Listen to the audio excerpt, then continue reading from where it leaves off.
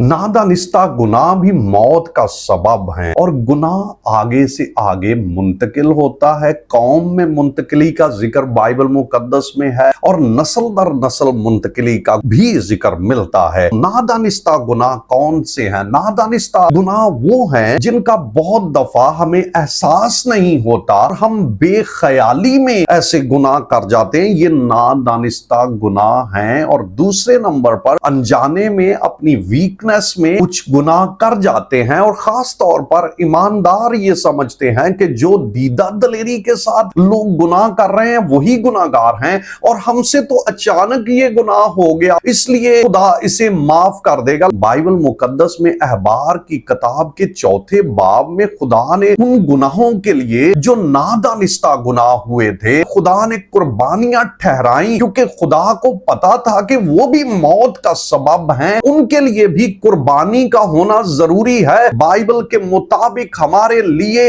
एक कुर्बानी अब हो चुकी है और वो हमारे यस्सु की कुर्बानी है। वो हमारे नादानिस्ता गुनाहों को माफ कर देगी। अगर आप और मैं नादानिस्ता तौर पर भी कोई गुनाह हमसे वकू पजीर हुए हैं उनकी भी माफी जरूरी है और वो यस्सु के खून से ही माफी होगी। बहुत से नादानिस्ता गुनाह ऐसे हैं जैसे आज के वक्त में लोग झूठ बोल लेते हैं। छोटे छोटे झूठ को वो बच्चों को भी सिखा देते हैं। वो समझते हैं कि ये गुनाह नहीं है। ये बेख्याली में हम नादानिस्ता गुनाह कर रहे हैं। जैसे बिजली चोरी है, हम समझते हैं कि हमने तो गवर्नमेंट का लॉस किया है, हम गुनाह नहीं कर रहे, हमने तो अपनी इंटेलिजेंसी यूज की है। ये बेख्याली में गुनाह है। बहुत दफा किसी के पैसे बुरी नजर रखते हैं या हम किसी के पैसों का ऐसे इस्तेमाल कर लेते हैं और हम कहते हैं हम उसे दे देंगे। ये ऐसे गुनाह हैं जो नादानिस्ता गुनाह हैं। बहुत दफा लोगों से ऐसी गलतियां, वो किसी को मारना नहीं चाह रहे थे लेकिन फिर भी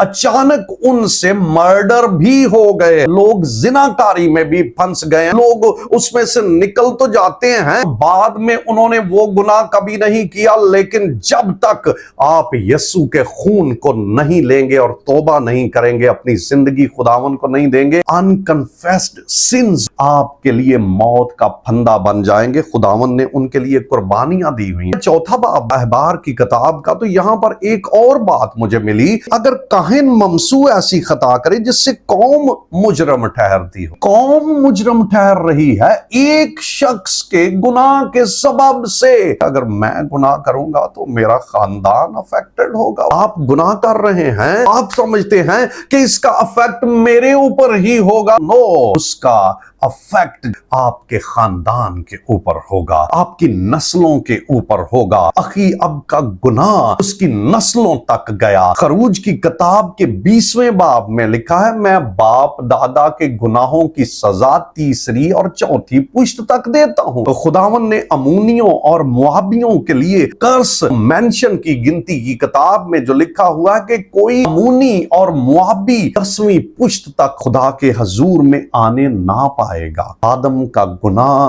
नस्ल दर नस्ल हम तक पहुंचा है। गुनाह ट्रांसफरेबल चीज है। लोग ये कहते हैं कि एक शख्स के कफारे के वसीले से, एक शख्स की मौत के वसीले से दुनिया कैसे बच सकती है। खुदावन यीशु मसीह एक शख्स है और उसने कफारा दिया है, तो उसकी मौत के वसीले से सारी दुनिया कैसे बच सकती है? इसका जवाब बाइबल मुकद्दस हमें दे रही है। एक शख्स के गुनाह के वसीले से अगर इतने लोग मौत की कैद में आ गए, तो एक शख्स की कुर्बानी के वसीले से भी बहुत से लोग बच सकते हैं। अखी अब है उसका गुनाह आगे ट्रांसफर हो रहा है और यीशु का कफारा हम तक ट्रांसफर हो रहा है। ईमान भी मुंतकिल होता है। तिमोथियस के अंदर ईमान उसकी नानी से, उसकी मां में, उसकी मां से तिमोथियस में मुंतकिल हुआ। चीजें मुंतकिल होती हैं, बुरी चीजें भी, गुनाह भी मुंतकिल होता है। बाप दादा की जिनाकारियां भी मुंतकिल होती हैं औलाद के अंदर। और दाऊद ने जो कुछ किया उसका गुनाह आगे मुंतकिल हुआ, उसके बच्चों के अंदर वो देखा गया। अगरचे नेगेटिव चीजें हमें नजर आती, लेकिन नातन नबी ने उसे कहा था, बदी तेरे घर से जुदा नहीं होगी क्योंकि तूने दूसरे की बीवी के साथ छुप कर जिनाकारी की है। बदी तेरे घर से जुदा नहीं होगी। गुनाह गुनाह मुंतकिल होता है। गुनाह करते वक्त